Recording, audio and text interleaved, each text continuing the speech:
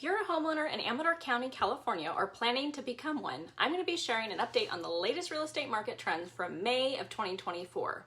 So make sure you stick around to the end of this video so that you can take advantage of some hidden opportunities whether you're thinking about buying or selling.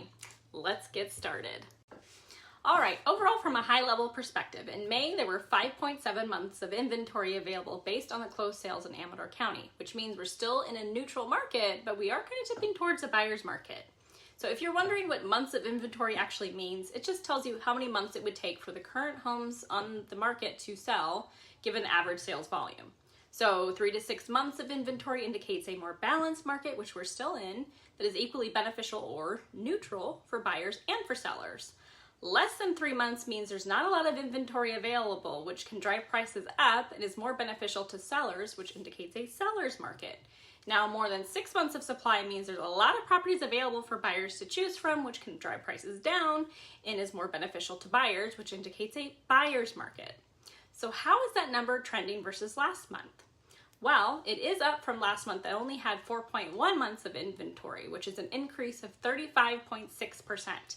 It is also up from 3.3 months of inventory compared to this time last year, which is an increase of 71.7%. So this number doesn't surprise me as interest rates continue to rise. In my market update video last month for April, it explained how rising interest rates can impact the number of houses on the market because sellers aren't as willing to sell their home and give up their lower rate because they can't really afford to purchase another home with the current rates. And because many buyers can't afford a home with the current interest rates, the demand for homes has also gone down, which means that we may start to see more properties on the market than there are buyers looking.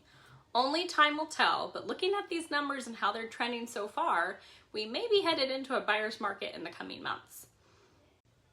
Now, everybody's favorite topic, the average for sale or list price for a single family residence in Amador County was $745,000. But keep in mind that this average is across the entire county. They range from an average list price of $429,000 in High Country, this is towards Kirkwood, to $1.78 million in Plymouth.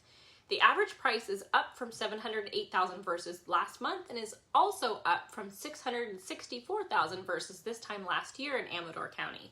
So it seems that prices are increasing. In my opinion, this could have a lot to do with the spring market being in full swing. So be sure to follow along to see what happens next month as we transition from the spring market into the summer market. All right, moving along, the average list to sale price was 96% in May. That simply means that properties were selling for 96% of the list price. So sellers were agreeing to come down from their original list price by 4%. That's slightly up from 95% versus last month, but down from 98% versus this time last year in Amador County. When you're looking at this stat, you've got to keep in mind that this has a lot to do with the strategy a seller uses when they're listing their property, such as underpricing it to entice a bidding war. Although it would seem sellers really aren't doing that as much these days, Ione did have a listed sale price of 102%, so it's a little over asking. So bidding wars may still be happening, at least in Ione. Now, the list of to sale price is also another indicator on what type of market we're in. So the lower the ratio is below 100%, the more of a buyer's market exists. And the higher the ratio is at or above 100% indicates more of a seller's market. So looking at these numbers, again, it seems like Amador County as a whole is heading towards a buyer's market. Now you might be wondering how long it's taking for properties to sell. On average in May in Amador County, it took about 49 days for a property to sell. That's trending down from last month where it took about 60 days on average, but it is up slightly higher from last year where it only took 45 days to sell. So just know that if you're planning to sell your home, it's going to take some time, but we are starting to see things speed up a little bit. So once again, time will tell if this is market driven or just seasonally driven. Now, the average days on market can also show whether we're in a buyer's or a seller's market, because an upward trend in days on market tends to indicate a move towards a buyer's market because a seller may be more willing to come down in their price the longer their home sits on the market, whereas a downward trend indicates a move towards a more of a seller's market because homes are selling quicker and buyers are really worried about missing out on the opportunity to purchase the home of their dreams, so they may be more willing to come up in their price. Okay, so if you're thinking about buying real estate in the near future, according to Freddie Mac, mortgage rates in May were ranging between 6.24% to 7.22%, depending on if you're going fixed or variable and the type of loan you're getting, such as conventional, jumbo, FHA, VA, USDA, etc., etc.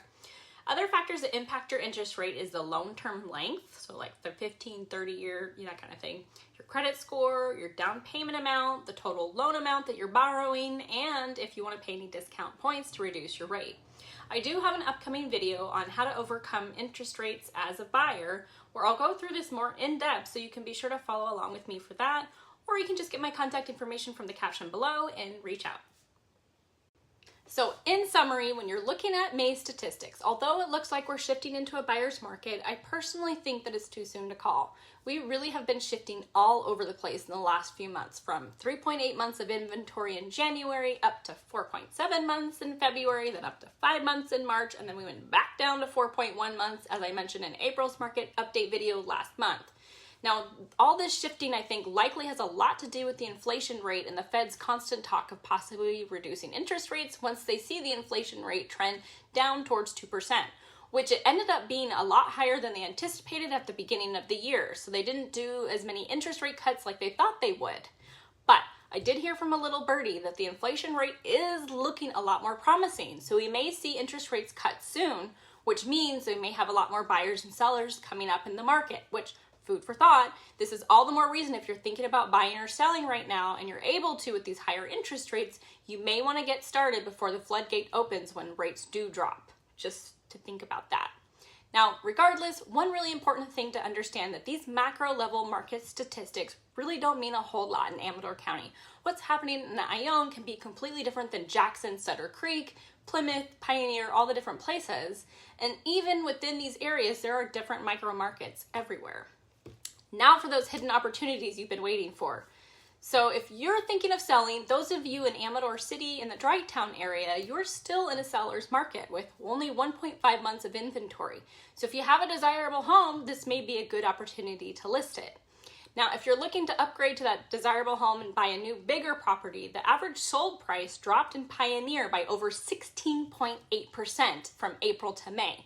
So now could be a great opportunity to make that move.